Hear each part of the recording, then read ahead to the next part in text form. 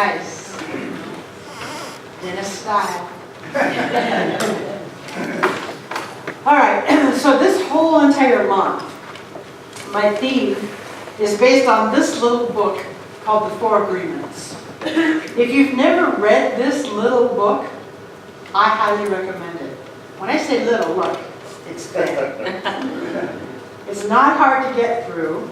He speaks in very easy to understand language, unlike our founder, Ernest Holmes, who sometimes takes a little effort to read. He speaks in more common day language. This was written in like 1987. Don Miguel Ruiz, he calls it a wisdom book. So Bonnie, you were exactly right. I did like the candle for wisdom, because he calls it a Toltec wisdom book. And in this book, he talks about the Four Agreements, and that's what we're doing all month long. So I want to recap first last week, just very, very briefly. The Toltec people that I just mentioned were people known as the people of knowledge. Years ago, ancient times down in Mexico mostly. And they were not so much a religion, but more people that were living by this wisdom, this way of life known as Toltec wisdom. And in that, they talk about domestication. And Don Montgomery in this book talks about domestication a lot.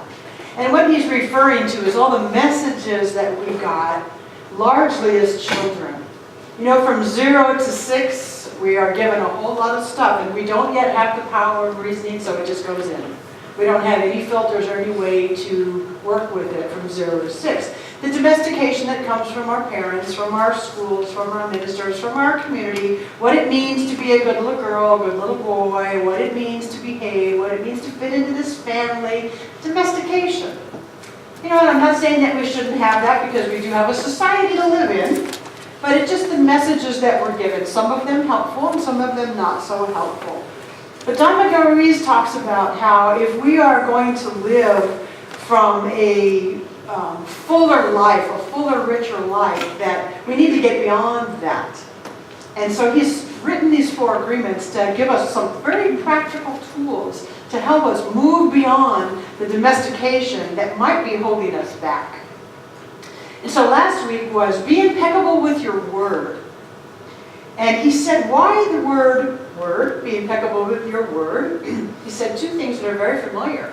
One of them is, he said it's the power that we use to create with. Sounds very familiar. So what we say all the time, the power that we are using to create with is our word, whether it's spoken or not. So it doesn't literally just mean sound, but it means thoughts, beliefs, intentions. Also sound familiar, yes? Not just what you say out loud, but what you're thinking, what's going on, that power inside of you. He also then speaks about it in terms of your literal word, that how what we say can be used for to help or to harm. And a lot of times, again, well-meaning parents and communities say things to little children that end up being harmful, even if they didn't intend it to be. So he's reminding us that as we learn to be impeccable with our word, we want to think of both of those. Are the things that I'm saying kind? Are they true? Are they helpful? Or are they vicious and gossipy? You can see the idea. Are the things that I'm believing and saying, are they the things that I want to be creating in my life? Gosh, we talk about that all the time. Oh, I can't afford it. Is that what you want to be creating? No. So we say, I am abundant. That's what I want to be creating. To be very aware of how we're using our words and our beliefs. I also referenced last week the very, very beginning of the Bible in Genesis that says, in the beginning was the Word, and the Word was with God, and the Word was God. Now, if you take that very last part and say source instead, in the beginning was the Word was with the source, and the Word was the source. Oh, now we're getting down to what we're teaching. The Word, our Word, is our source, or it's our co-creative part of us. And then I finished us with, wow, being impeccable with our word, not always easy. Sometimes we do it well, sometimes we don't do it so well. It's all right, we're on a journey. We're on a journey, we just keep doing the best we can, which is the fourth agreement. We'll get there in a couple weeks. But I gave us the acronym of trust. Trusting the Spirit, T-R-U-S-T.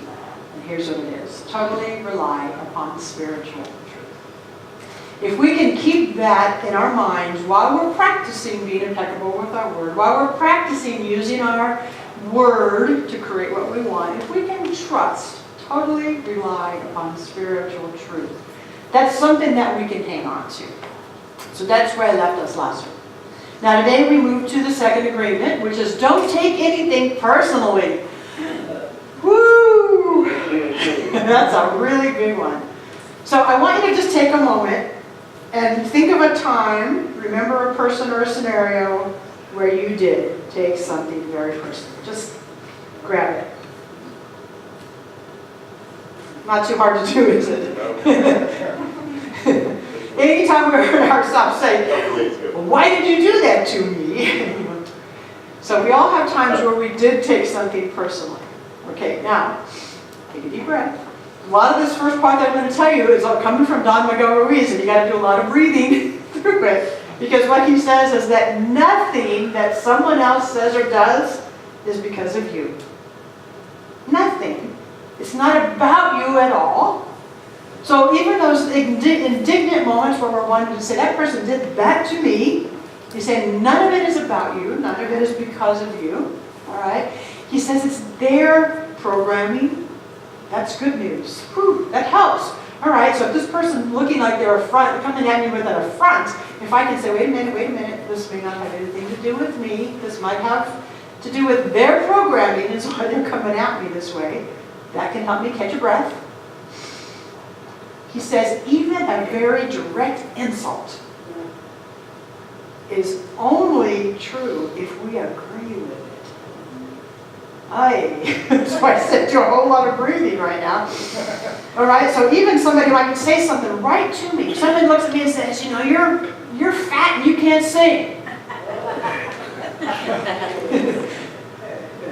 I only get insulted as if something inside me says, gosh, they're right. How do they know?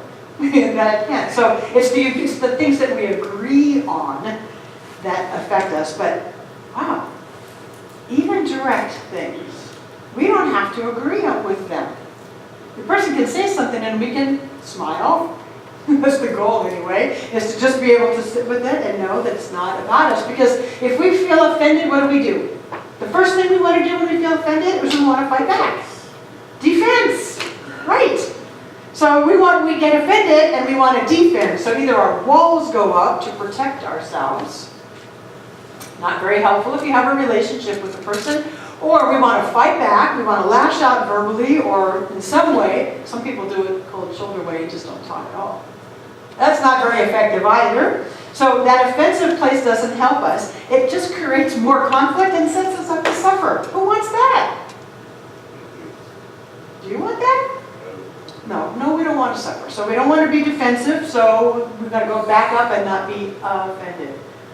All right, and here's one more place to take a deep breath. It says that really the idea of taking things personally is selfish. Selfish. It's selfish because he says it implies that you're thinking, it's all about me. It's all about me. So we get our feelings hurt because we think it's all about us. Can you see? Whether we like this or not, can you understand what he's saying? The first time I read this, I've read this book probably 4 times. The first time I read that, I was like, gasp. Gasp. In a lot of these areas. Selfish. Wait, they just said something mean to me. How am I selfish? Because it implies that it's all about me. That's huge stuff. It's not all about us. As he already said, it's kind of about that person's programming. That can open up some compassion, can it? I can be compassionate towards this person who might be lashing out at me because they're hurting. There's a phrase that says, hurt people hurt. You know, that's kind of where that is. So this person is hurting in some way, shape, or form. Or this person is living in fear. And maybe they're lashing out at me. But if I say, I'm not going to take this personal, I'm not going to exacerbate the problem, it's really not about me, something in them is hurting. Depending on who that person is, you might have a conversation. You might not be able to, depending on the interaction, where you're at and who that person is and how close you are. So that opens up a little bit of compassion. So he says in the book, he says, well,